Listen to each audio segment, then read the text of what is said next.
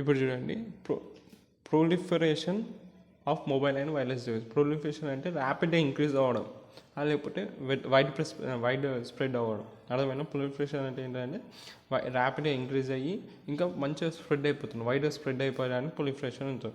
అది దేంట్లో అంటే ర్యాపిడ్ ఇంక్రీజ్ అయిన వైడ్ ప్రెస్ మొబైల్ అయిన వైర్లెస్లో ర్యాపిడ్ గ్రోత్ వచ్చింది, ర్యాపిడ్ ఇంక్రీజ్ అయిన మంచిగా స్ప్రెడ్ కూడా అయింది. ఎందుకు ఈ డివైజెస్ గ్లోబల్గా ఇంత వైడ్ స్ప్రెడ్ అయ్యి ఇంక్రీజ్ అయినాయి ర్యాపిడ్గా అంటే వేరియస్ ఆస్పెక్ట్స్ పైన మనకి ట్రాన్స్ఫర్ కూడా వచ్చింది. సిగ్నిఫికెంట్ ఇంపాక్ట్ మన కమ్యూనికేషన్లో, బిజినెస్లో, ఎంటర్టైన్మెంట్లో, డైలీ యాక్టివిటీస్లో ఇవన్నీ మనము అప్డేట్ అయినాం కాబట్టి ఇవి కూడా ర్యాపిడ్గా గ్రోత్ పెరిగినాయి మొబైల్ అండ్ వైర్లెస్ డివైజెస్లో. ఏంటి ఆ కీ ఫ్యాక్టర్స్ ఏంటి మరి? అంత ర్యాపిడ్గా ఇంక్రీజ్ అయిందంటే ఏదో కీ ఫ్యాక్టర్స్ ఉంటున్నాయి కదా ఈ మొబైల్ అండ్ వైర్లెస్ డివైస్ అంత ర్యాపిడ్గా వైడ్ స్ప్రెడ్ అయ్యి ఉంటాయి.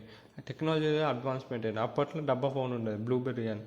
దాంట్లో ఎవరైతే స్టీవ్ జాబ్స్ అది స్మార్ట్ ఫోన్ తీసుకొచ్చినాకనే అందరూ ఇట్లా అయిపోయినాయి. ఇట్లా టెక్నాలజీ అడ్వాన్స్మెంట్ అయినా కొద్దీ ర్యాపిడ్ మొబైల్ డివైజెస్ వాడడం కూడా ఇంక్రీజ్ అయిపోయింది. తర్వాత కనెక్టివిటీ ఇంప్రూవ్మెంట్స్.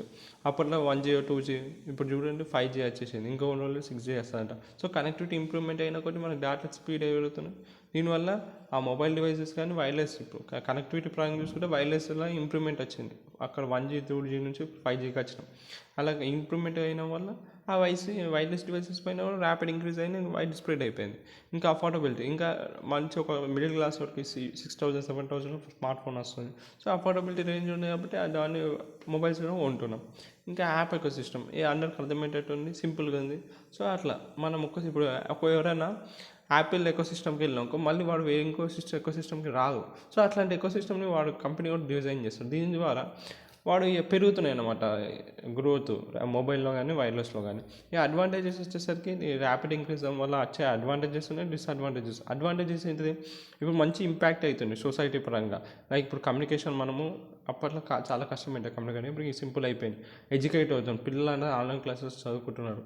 ఇంకా ఇంకా యూట్యూబ్లోనే అంతా దొరుకుతుంది. హెల్త్ కేర్ కూడా సింపుల్ అయిపోయినాయి. మొబైల్లో నువ్వు అంటే అప్లోడ్ చేసుకోవచ్చు, ఆర్డర్ చేసుకోవచ్చు. నీ మీడియా నెట్ఫ్లిక్స్, అమెజాన్ అంటే ఎంటర్టైన్మెంట్ ఇస్తుంది. బిజినెస్ అండ్ కామర్స్ పైన ఇప్పుడు అమెజాన్, ఫ్లిప్కార్ట్ బిజినెస్ అట్లా ఇలా అన్ని విధాలుగా సొసైటీ పైన మంచి అడ్వాంటేజెస్ ఉన్నాయి ఈ మొబైల్ అండ్ వైర్లెస్ గ్రోత్ వల్ల. దాంతోపాటు డిసడ్వాంటేజ్ ఉన్నాయి. ఏంటంటే హెల్త్ ఇష్యూస్. ఇప్పుడు చిన్నపిల్లలు చాలా వరకు వాడి వాళ్ళ కళ్ళు కానీ వాళ్ళ ఎనర్జీ డోపమైన్ వల్ల వాళ్ళు మన టీనేజర్స్ కానీ దీనివల్ల హెల్త్ ఇష్యూస్ వస్తున్నాయి. డిప్రెషన్కి వెళ్తున్నారు అంటే మొబైల్నే పట్టుకుంటున్నారు. ఇంకా ఎన్విరాన్మెంట్ ఇంపాక్ట్స్. అప్పట్లో ఇప్పుడు మొబైల్ వచ్చినప్పటి నుంచి ఒకరొకరు ఇంకొకరితో సరిగా మాట్లాడుకుంటున్నారు. ఇంకా ప్రైవసీ అండ్ సెక్యూరిటీ. ఇప్పుడు మన డేటా అంటే ఎక్కడ ఉంది? మొబైల్లో ఉంది. ఇప్పుడు సింపుల్ మొబైల్ అండ్ వైర్లెస్ డివైసెస్లో మన డేటా అంటే ఫ్లో అవుతూ ఉంటుంది, ట్రాన్స్ఫర్ అవుతూ ఉంటుంది. సో దానివల్ల ఏమైనా మనకి సెక్యూరిటీ లేదు ఆ డేటా పైన. ఎప్పుడు సైబర్ అటాక్ అవుతుందో తెలియదు. సో ప్రైవసీ లేదు మన డేటా పైన. ఇది సార్ ఛాలెంజెస్.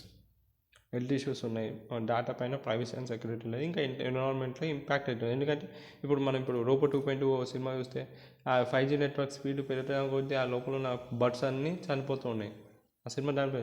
సో అట్లా ఎన్విరాన్మెంట్ పైన కూడా ఇంపాక్ట్ అవుతుంది అనమాట ఈ rapid growth of mobiles and wireless devices వల్ల. ఎంత 5G పెరిగినా కొద్దీ అంత ఎన్విరాన్మెంట్ ఇంపాక్ట్ పడుతుంది